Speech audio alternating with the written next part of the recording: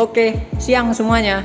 Jadi aku sekarang nih abis ikut mata kuliah psikopatologi nih sama Akmal. Di sini ada Akmal. Jadi tadi itu materinya mengenai adiksi ya teman-teman semuanya. Jadi aku di sini pengen buat mini vlog nih, menjelaskan mengenai apa sih adiksi itu gitu. Oke, jadi kalian semua pernah nggak sih mengalami yang namanya perasaan senang gitu? Mungkin ketika teman-teman semuanya makan kue atau mendapatkan uang dari orang tua teman-teman semuanya. Jadi perasaan senang tersebut itu tadi dijelaskan sama dosenku itu bahwasannya kita itu di dalam otak itu menghasilkan zat yang namanya dopamin. Jadi dopamin itu zat yang muncul ketika kita itu mendapatkan suatu kesenangan gitu dari apa yang kita lakukan. Terus dopamin ini sendiri dapat mempengaruhi bagian otak lain nih, sehingga pengalaman tersebut itu tidak terlupakan. Dan ya seperti halnya manusia biasanya nih, ketika kita mendapatkan hal yang suatu kita sukai, ya kita pasti bakal pengen lagi dan lagi gitu. Jadi yang jadi masalah tuh di sini sebenarnya ketika perbedaan tingkat kecanduan itu didasarkan pada jumlah dopamin yang dihasilkan dari suatu pengalaman nih.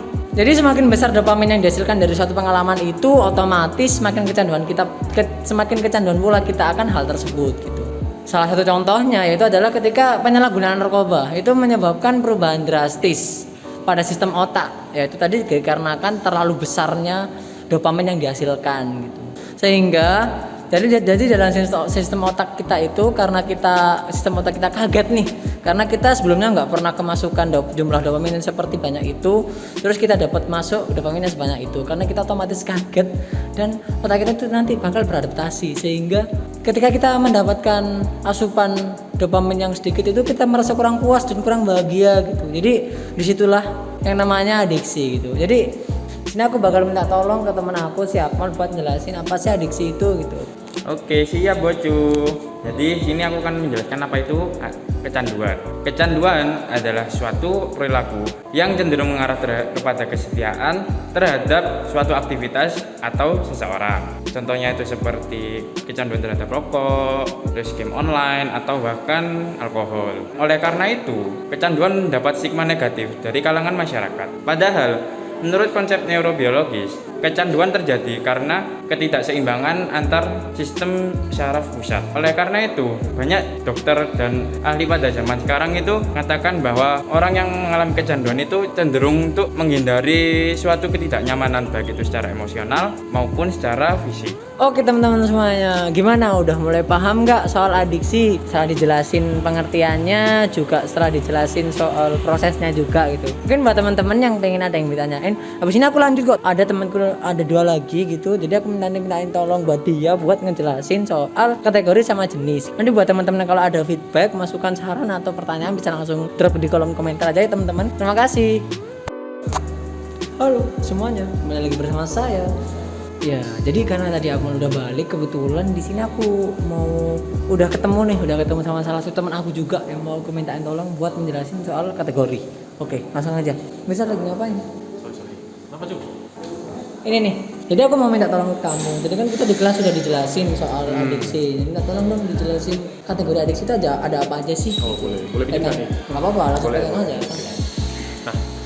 Jadi itu berdasarkan dari pemicunya ada substance atau dari zat gitu. Jadi dari benda-benda yang dimakan, minum seperti alkohol, rokok gitu. Terus yang kedua itu dari yang bukan zat. Jadi polanya seperti pola perilaku, seperti tindakan, aktivitas dan lain sebagainya. Setelahnya itu ada gejala-gejalanya. Nah, gejala-gejalanya itu dibedakan lagi dari masa penggunaan dari zatnya itu. Yang pertama itu use atau ketika pemakaian. Nah, ketika pemakaian itu merupakan gejala-gejala yang muncul berupa aktivitas yang tidak sering terjadi atau tidak wajar terjadi ya dari individu itu. Nah, itu muncul. Jadi itu sebagai gejala. Lalu yang kedua itu ada induce atau setelah pemakaian ya. Nah, itu dibagi jadi 2 lagi gitu. Dua terus ya? Dua makanya. Yang pertama itu intoxication atau penggunaan yang berlebih lah. Dan yang kedua ini ada withdrawal atau istilahnya kalau di medis putus obat. Jadi jarang dipakai gitu, jarang pakai lagi. Jadi kurang lebih gitu sih cuy. Kalau misal jangan lupa ya teman-teman, kalau ada pertanyaan, masukan atau saran langsung bisa di drop di kolom komentar. Nah, ingat ya. Oke, mantap. Terima kasih ya Sama-sama. udah Yoi, bro. mau membantu saya untuk Yoi, menjelaskan mengenai adiksi ini. Yoi. Oke teman-teman semuanya, karena mengenai kategori udah dijelasin, aku mau lanjut ke salah satu teman aku yang terakhir. Ini masalah aku cariin dia susah banget soalnya orang dicariinnya. Dia ambis banget soalnya orangnya teman-teman. Jadi mungkin aku bakal lanjut buat nyari temanku yang satu ini gitu. Oke, aku balik dulu ya Amir. Thank you so much. Oke teman-teman, aku stop dulu ya biar nggak lama-lama videonya. Oke teman-teman, nah aku dapat info kalau dia ada di PMPM. Jadi langsung kita samperin aja langsung ya guys ya. Siang Brody, gimana kabarnya?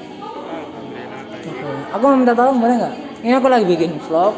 Nggak tolong kamu buat jelasin soal jenis-jenis dari adiksi. Oke, adiksi ini kan ada dua ya Ci ya kalau yang aku ingat ya. Yang pertama ada yang adiktif dan yang non adiktif ya. Nah kalau yang untuk adiktif itu ada dua, yaitu rokok dan alkohol. Nah yang pertama ini kan rokok ya. Pasti kan kamu sering banget ya lihat orang yang merokok gitu kan. Jadi rokok itu adalah benda yang paling banyak dikonsumsi atau digunakan oleh manusia. Ini juga remaja-remaja juga kan kayak kamu gini kan ya. Walaupun dampak negatif rokok itu tertera jelas banget di setiap bungkusnya. Seperti apa itu contohnya? Kanker, serangan jantung, Impotensi. betul, sama gangguan kehamilan dan Iya, janin itu kan. Nah tapi kenyataannya masih banyak orang yang tidak menyadari dampak tersebut. Nah kebiasaan merokok ini juga nggak banyak orang yang terkena dampaknya hanya di penggunanya saja sih, tapi juga di sekitarnya. Seperti contohnya orang yang terkena paparan rokok itu, paparan asap Pasif maksudnya ya? betul sekali, itu juga dapat mengganggu pernafasan mereka. Nah gejala yang dirasakan oleh pada pengguna perokok itu adalah yang pertama mungkin perasaan tenang saat hisapan pertama dulu ya.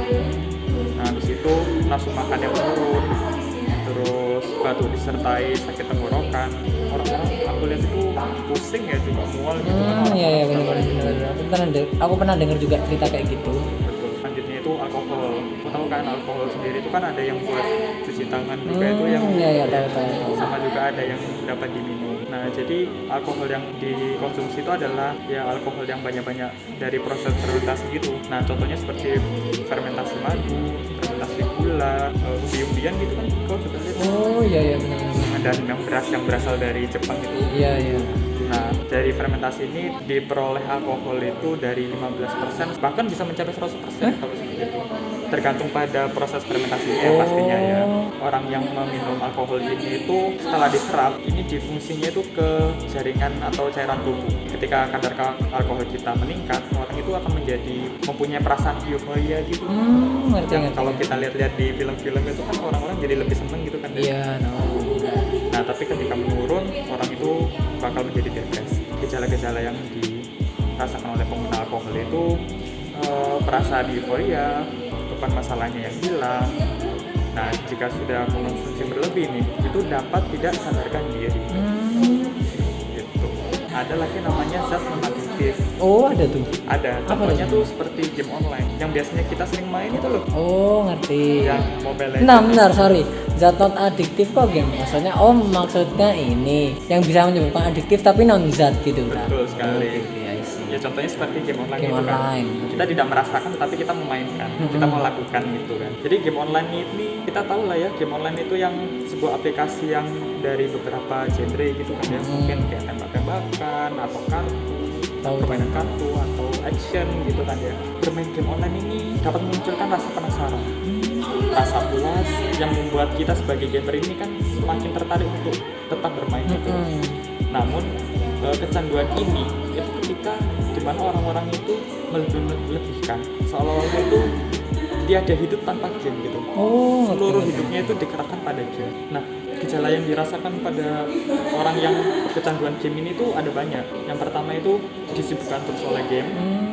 Terus habis itu bermain game itu adalah lari dalam kehidupan. Lari dalam kehidupan dari kenyataan untuk membangun perasaan euforianya dia sendiri. Selanjutnya itu membutuhkan waktu yang lebih lama untuk mencari kepuasan yang sama kali main game. Dia itu tidak dapat mencari perasaan yang dimana dia senang dalam bermain game seperti itu kan.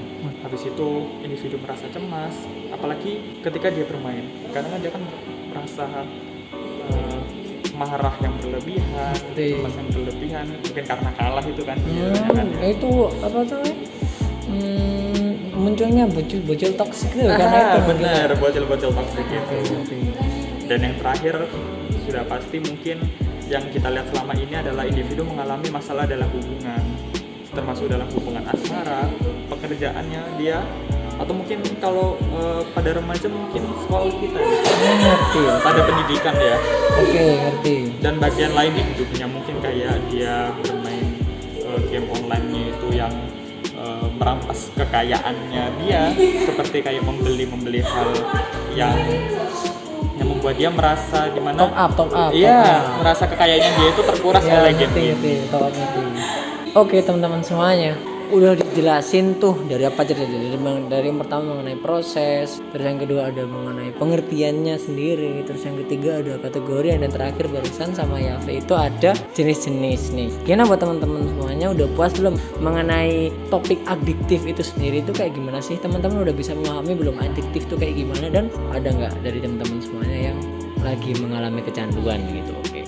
Buat teman-teman yang mungkin masih ada yang perlu ditanyain, ada yang mau masukkan saran atau apapun buat konten ini, bisa langsung di drop di kolom komentar. Terima kasih banyak teman-teman semuanya. See you next time. Assalamualaikum.